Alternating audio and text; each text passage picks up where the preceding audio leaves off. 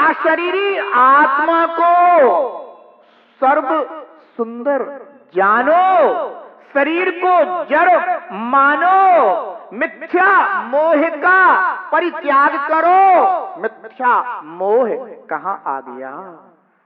परछाई परछाई को अपना मानने लगी।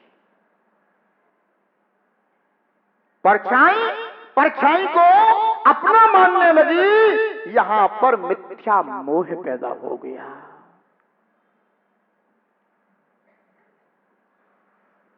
हम दोनों एक, परछाई परछाई से क्या कहती है? हम दोनों एक हैं। वे दोनों एक दिखाई दे रहे हैं, पर वास्तव में वे दोनों एक नहीं है। ऐसे ही आत्मा और शरीर दोनों एक रूप दिखाई दे रहे हैं, पर वास्तव में आत्मा अलग है और शरीर अलग है। जिसने ऐसा मान लिया, जान लिया, उसने अपने मिथ्या मोह को छोड़ दिया। अनादि से अभी तो यह मिथ्या मोह चला आ रहा है। हम दोनों को एक मानते हैं। इसलिए आचार्य देव ने कहा कि जो अपना है उसे सुंदर जानो। और एक बात ध्यान रखो, जो अपना होता है वो ही सुंदर होता है।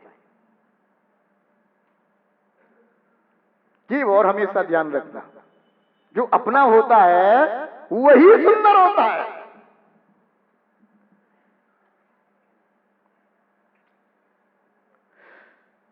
स्कूल में 1000 विद्यार्थी पढ़ रहे हैं। आपका बेटा भी पढ़ता है। आपका बेटा एकदम काला कलूटा है, समझ गए ना? एकदम काला कलूटा। और उसमें 1000 विद्यार्थी हैं, एक से एक सुंदर। पर मां जब अपने बच्चे को लेने जाती है तो उसे सबसे सुंदर कौन लगता है? बोलो। जो अपना बेटा है ना वो ही सुंदर लगता है ना। जो पराया है वो कितना भी सुंदर हो तो भी अपने लिए वो सुंदर नहीं है। अहो, मेरा आत्मा ही लोक में सबसे सुंदर है। मेरे आत्मा के अलावा और कोई भी मेरे लिए सुंदर नहीं है। कालापन, गोरापन ये तो पुद्गल के प्रणमन है, उसके स्वभाव है।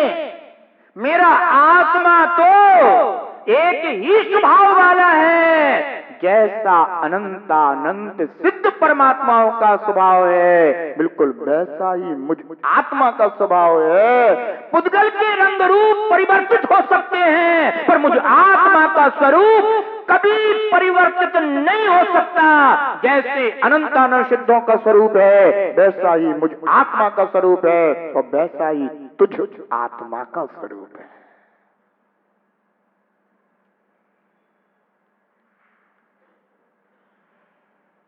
चंदा प्रभु भगवान और पुष्पदंत भगवान का रंग श्वेत था। सुपार्श्वनाथ भगवान और पार्श्वनाथ भगवान के शरीर का रंग हरा था। पद्मप्रभ भगवान और वासुपूज भगवान के शरीर का रंग लाल था, अर्थात वे लाल थे।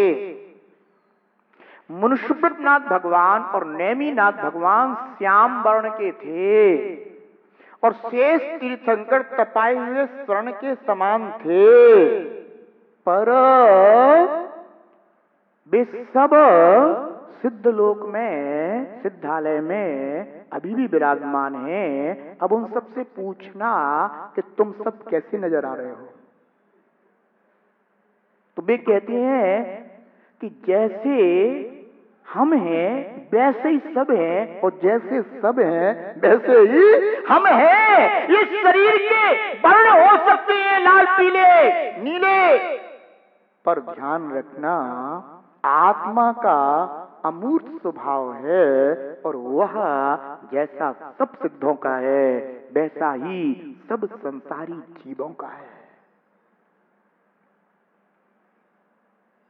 इसलिए मेरा आत्मा ही सबसे सुंदर है। जो अपना है वही सुंदर है, जो अपना नहीं है वह कभी सुंदर नहीं हो सकता।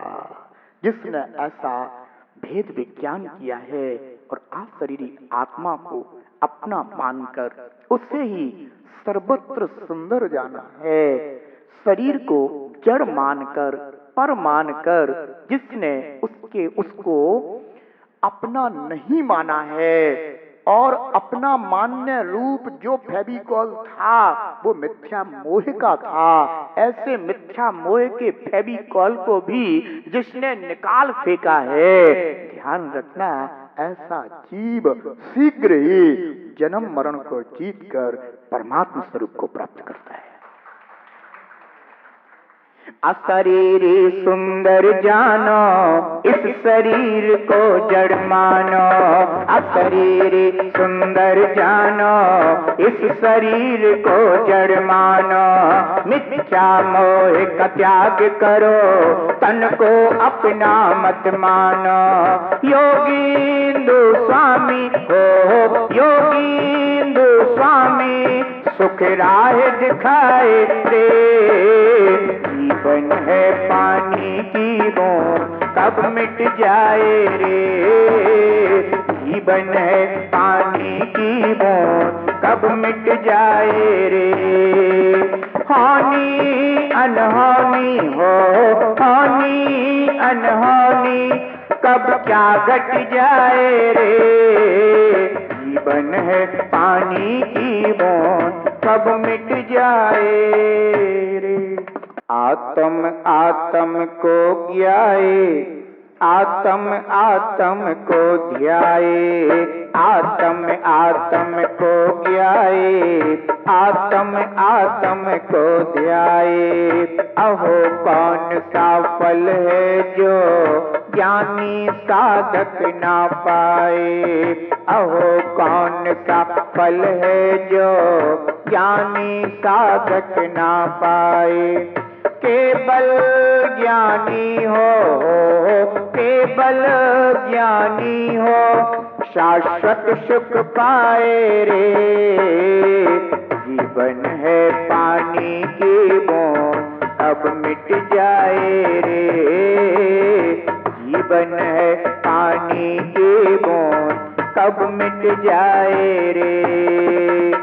हानि अनहोनी हो, हानि अनहोनी कब क्या घट जाए रे। जीवन है पानी की बूंद कब मिट जाए रे। जीवन है पानी की बूंद कब मिट जाए रे। जीवन है पानी की बूंद कब मिट जाए रे। तीर्थंकर भगवंत की दिव्य ध्वनि जिन श्रुत है, जिनागम है, जिनागम में वर्णित आत्म कल्याणकारी मार्ग, आत्मितकारी पंथ जिनागम पंथ है। परस्पर राग देश को बढ़ाने वाले आगम बाह्य पंथ उन्मार्ग हैं। वीतरागता को देने वाला परस्परोपग्रहो जीवा नाम का प्रतीक जिनागम पंथ सन्मार्ग है।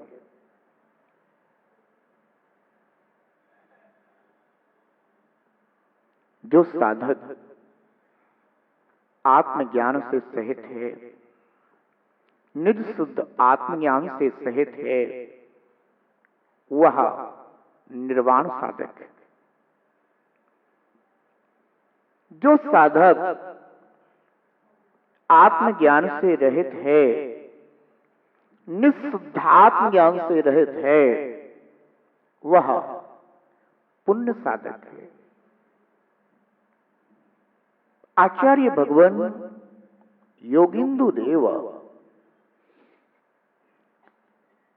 यह उपदेश करते हैं कि भो जीव साधक बन, पर निर्वाण साधक बन। निर्वाण साधक बनने के लिए आत्मज्ञान आवश्यक है, क्योंकि भो जीव तूने आत्मज्ञान से रहित होकर अनेकों बार साधक दशा प्राप्त की है, परंतु निर्वाण फल को प्राप्त नहीं किया।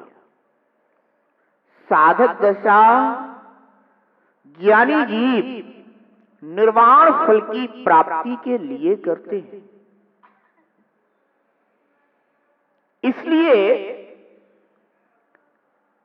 आत्मज्ञान पूर्वक जो साधक दशा उद्घाटित होती है, वह साधक दशा जीव के पूर्ण ज्ञान और निर्वाण को प्रदान करने वाली होती है। आचार्य भगवान कहते हैं कि अपने आत्मा को स्वरूप से जानकर सहज शुद्ध ज्ञान दर्शन शुभावी आत्मा को जानकर उसकी प्राप्ति के लिए तू अपने में लगन लगा कि मुझे एकमात्र यह आत्मा की शुद्ध अवस्था ही प्राप्त करनी है। मुझ जीव ने अनंत पर्यायों में जिसकी भावना नहीं की, जिसकी प्राप्ति की इच्छा नहीं की, अहो वह इस पर्याय में करने वाली बात है। मुझे अपनी आत्मा की शुद्ध दशा प्रकट करना है, प्राप्त करना है। मैं अपने आत्मा को मलिन दशा में अनंत पर्यायों से अनुभव करता चला आ रहा हूं, परंतु मिला क्या?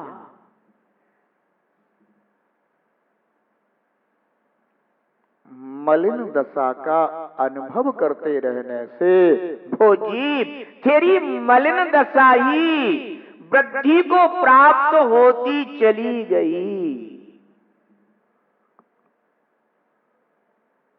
अब हमें अपने आत्मा का शुद्ध स्वभाव ज्ञात करना है, जानना है, मानना है, स्वीकारना है और उसी को प्राप्त करने का पुरुषार्थ करना है। इसीलिए आचार्य भगवान कहते हैं कि भो जीव जो साधक शुद्धात्म ज्ञान से सहित है, वही आत्मा की शुद्ध दशा को प्रकट कर पाता है, प्राप्त कर पाता है। पुण्य साधक मत बनना, निज शुद्ध आत्म साधक बनना। जो निशुद्धात्म साधक होता है वह भी पुण्य साधक होता है, परंतु जो निज शुद्धात्म ज्ञान से रहित साधक दशा को प्राप्त होता है, वह मात्र पुण्य साधक होता है। पुण्य साधक पुण्य की वांछा करता है, पुण्य की इच्छा करता है, पुण्य के फल चाहता है। निज शुद्ध आत्म साधक पुण्य साधक होता है, पुण्य के फल भी प्राप्त करता है, परंतु पुण्य और पुण्य के फल की इच्छा नहीं करता, चाहे नहीं करता। एक को ना चाहते हुए भी पुण्य के फल प्राप्त होते हैं, एक पुण्य फलों को चाहता हुआ भी पुण्य फलों को प्राप्त नहीं होता।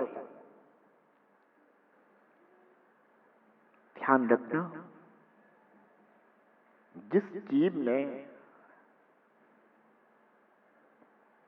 परछाई की ओर दौड़ना शुरू किया है, उसे परछाई प्राप्त नहीं होती, वह और दौड़ाती जाती है, दौड़ाती जाती है, दौड़ाती जाती है।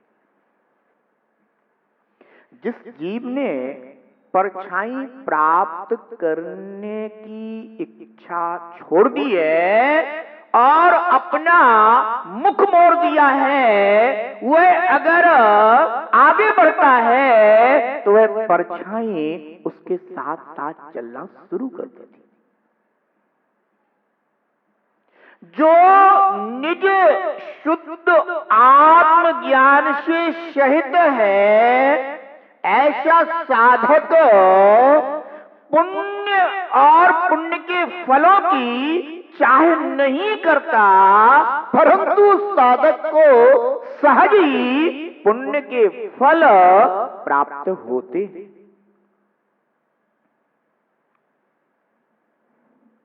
संसार दशा में यह जीव नाना प्रकार के श्रेष्ठ पुण्य के फल प्राप्त करता है, तो भी उन पुण्य फलों की वांछा नहीं करता।